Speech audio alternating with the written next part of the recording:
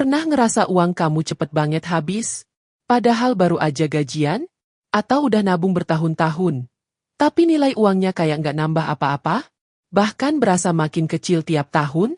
Well, kamu nggak sendiri. Itu yang namanya inflasi. Diam-diam, dia ngurangin daya beli kita. Dan di tengah kondisi ekonomi yang kadang nggak jelas arahnya, kita butuh sesuatu yang bisa jaga nilai kekayaan. Disinilah emas masuk. Buat sebagian orang, emas itu cuma perhiasan. Tapi buat yang tahu strateginya, emas itu adalah pelindung kekayaan. Yes, emas bukan investasi yang bikin kamu cuan dalam semalam. Tapi dia punya kelebihan yang banyak orang suka. Pertama, tahan inflasi. Saat nilai uang turun, harga emas cenderung naik. Jadi meski barang-barang makin mahal, emas bisa bantu kamu tetap berdiri secara finansial. Kedua, emas itu liquid. Artinya gampang dijual. Butuh dana cepat? Bisa langsung dijual ke toko emas, ke platform digital, bahkan sekarang bisa via aplikasi. Ketiga, fleksibel. Mau buat simpanan jangka panjang? Bisa. Mau buat tabungan nikah, haji, dana pensiun? Bisa juga. Dan yang keren, sekarang bisa mulai investasi emas dari puluhan ribu aja. Ada yang bentuknya fisik, emas batangan, koin, atau perhiasan.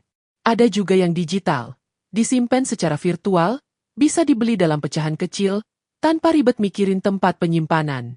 Tapi, bukan berarti emas itu tanpa tantangan.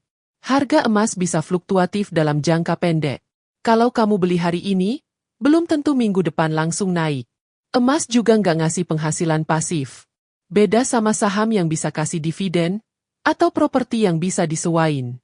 Belum lagi spread harga, selisih antara harga beli dan harga jual. Kadang bisa Oktober 15%. Artinya kalau kamu buru-buru jual, bisa rugi. Dan kalau kamu pegang emas fisik, kamu harus mikirin tempat penyimpanan. Di rumah, harus punya brankas. Di bank, bisa sewa safe deposit box. Tapi ya, ada biayanya juga. Jadi, pertanyaannya adalah, emas cocok nggak buat gue?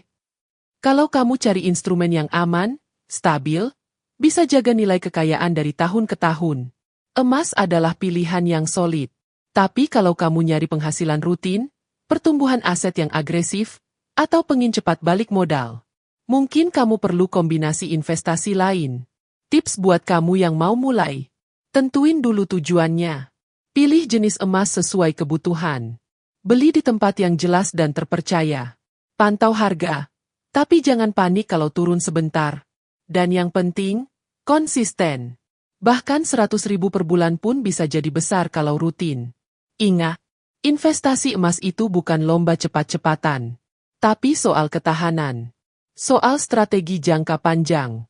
Karena pada akhirnya, uang yang cuma ditabung bisa habis. Tapi emas bisa tetap bernilai.